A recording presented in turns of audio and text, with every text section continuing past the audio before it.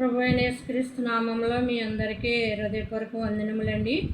అయితే నిన్న మనం పాత నిబంధన గురించి తెలుసుకున్నామండి. ఇప్పుడు కొత్త నిబంధన గురించి తెలుసుకుందాము. చూడండి, నేను చదువుతున్నాను, కనిపిస్తుందో లేదో ఇక్కడ. ఇది పాత నిబంధన గురించి చెప్పానండి. ఇప్పుడు ఇది కొత్త నిబంధన. ఇక్కడ మనం చూసుకున్నప్పుడు పాత నిబంధన కొత్త నిబంధన ఇముడి ఉన్నవి అని మనం చదువుకున్నాం. ఇక్కడికి వచ్చేసరికి కొత్త నిబంధన దగ్గరికి వచ్చామండి. ఏమని ఉందనే హెడ్డింగ్ నేను చదువుతున్నాను. మన ప్రభువును రక్షకుడైన యేసుక్రీస్తును గూర్చిన కొత్త నిబంధన గ్రంథము. మన ప్రభువును రక్షకుడైన యేసుక్రీస్తును గూర్చిన కొత్త నిబంధన గ్రంథము అని రాయబడి ఉందండి హెడ్డింగ్. అయితే మన అని ఉంది ఇక్కడ ఏకవచనము క్రీస్తు వారితో కలిసి ఉందండి. ప్రభు రక్షకుడైన యేసుక్రీస్తుని గురించి మన అంటే ఇక్కడ నువ్వు అంటే నువ్వు, నేను అంటే నేనే, మనము అంటే ఎంతమంది అయినా ఉండొచ్చు. 1000 కొలది ఉండొచ్చు, 100 కొలది ఉండొచ్చు, 1000 కొలది ఉండొచ్చు, 1,00,000 కొలది ఉండొచ్చు, కోట్ల కొలది ఉండొచ్చు. మన అని ఉంది ఇక్కడ.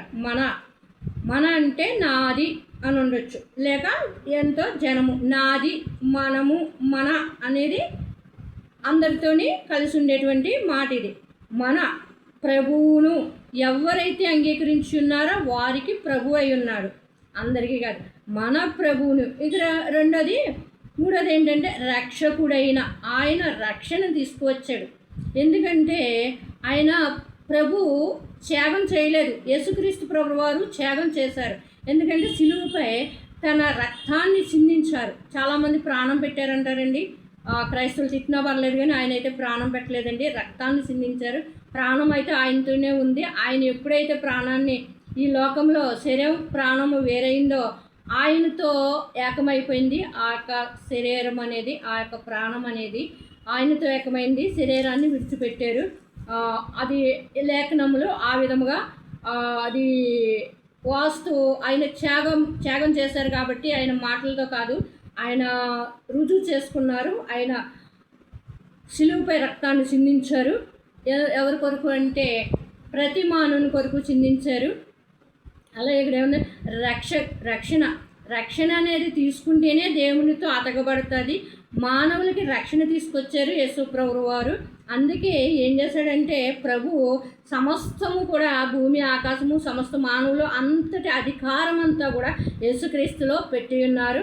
యేసుక్రీస్తు జన్మ విధము ఏమనగానే మరణం గురించి, జననం గురించి ఆయన మాట్లాడిన మాటల గురించి కొత్త నిబంధనలో క్లియర్గా మనం చూస్తాం.